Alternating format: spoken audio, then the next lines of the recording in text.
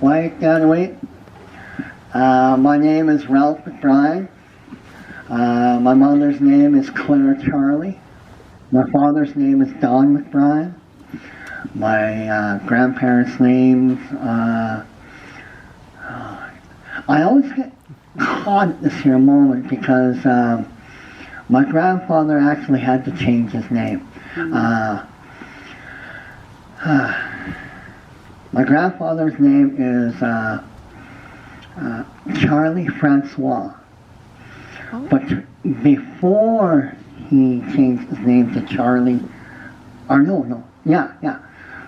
after he had changed his name from Charlie Francois to Francois Charlie, that was because his elder brother had married a woman who was very strong, like my mother.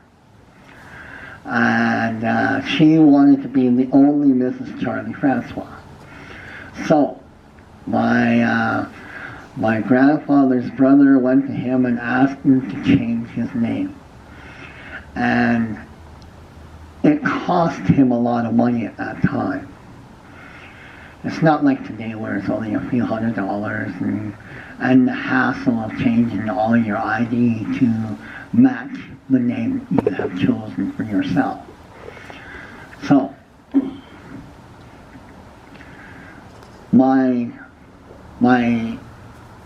I hate saying my summit name, but the name that people know me by is Ralph McBryan. But my given name that I like the best is Swappage. It means snowshoe rabbit, and I have been told by ancestors, people who have gone on, that it was a very powerful name because the snowshoe rabbit would change color. So it means transformation, to become more than what you are. Now, because we don't have any snow on the ground, traditionally my craft, the craft of telling stories, would only happen during the time of when there's snow on the ground. But there are two stories that I can tell where I don't have to pay for them.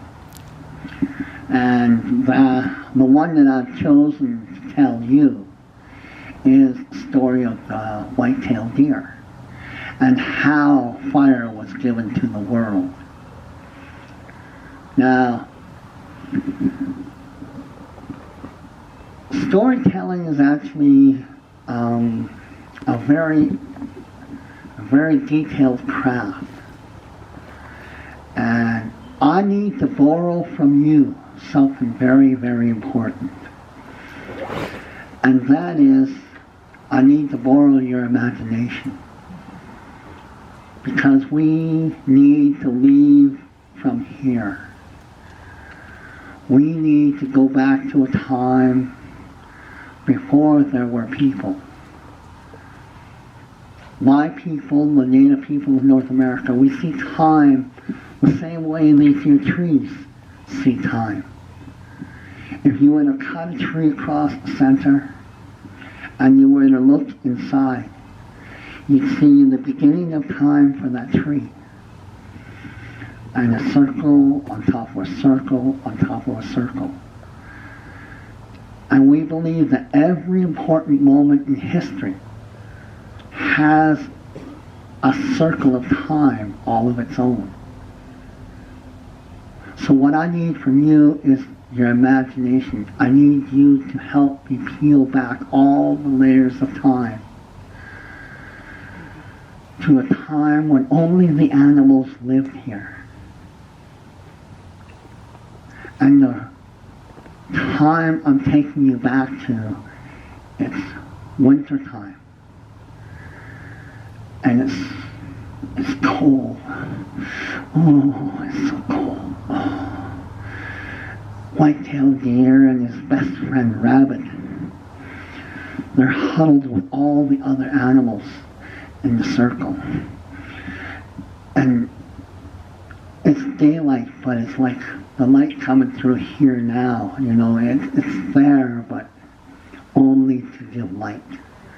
There's no warmth. And everyone is so cold. Oh. And they were doing like the bees do in the wintertime. The bees, they all huddle around each other. And as the bees in the center warm up, they slowly move to the outside circles. And the ones that are on the outside circles, they move to the center to warm up. So they were going through this, and it's so cold. Oh, so cold, so cold. Oh. And they're moving along, going towards the center. And the night came, and they're huddled together, and they're moving from the center to the outside as the sun was coming up. And white-tailed deer had thought in his mind, is this all there is? All of us huddled together. White-tailed deer, rabbit, squirrel, fox, all of the animals. Every one of them that you can imagine are there. They're all huddled together. Oh, it's so cold, so cold. So as they got to the outside of the circle, white-tailed deer told his rabbit, come on, rabbit, let's go. Let's go for a walk. So they left from that circle of animals in their cold, cold circle. And they decided they'd go for a walk.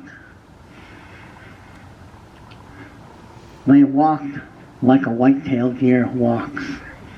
A white-tailed deer doesn't walk the way us people walk. We'll see where we need to go, and we'll walk straight towards it. White-tailed deer do not walk that way. They'll get to the same place that we want to go, but they'll walk this way. They'll stop for a moment, look around, and they'll walk back another way, and they get closer and closer to where they want to be. As they walked along like this, white-tailed deer and rabbit, rabbit's looking around. It's so cold, it's so cold. They're walking along. Finally, they were climbing up a hill, and they were going towards the top of this here hill. And they got to the top of this here hill, and they noticed that all of the trees were all cut down. All the trees had been taken out. There's a large open area. And they were looking down from the top of this here hill, and you could see this. And they seen something that they had never seen before. It was very much like a cave, but it was built. And it was very strange, very foreign. And they'd look, and they'd hide behind a tree, and they'd peek around, and they'd look at it. It turned out to be a longhouse. And a longhouse opens on one end, where you can go in and go out. They were looking at it. They were just about ready to walk down to look at it closer, when all of a sudden the door opened, and this large head looked out. The head looked one way, then the other way. He looked all through the area in front. to make sure there was no one watching, like you are watching me. And out stepped the giant. This froze white-tailed deer and rabbit in their spot behind the tree. They stopped and they watched as the giant walked out of the longhouse. He walked to the edge of the clearing, to where the trees were growing. He walked up to the trees and he broke the branches off. And then he stuck the branches under his arm. It was kind of like that. But then, he got a nice big armful of branches.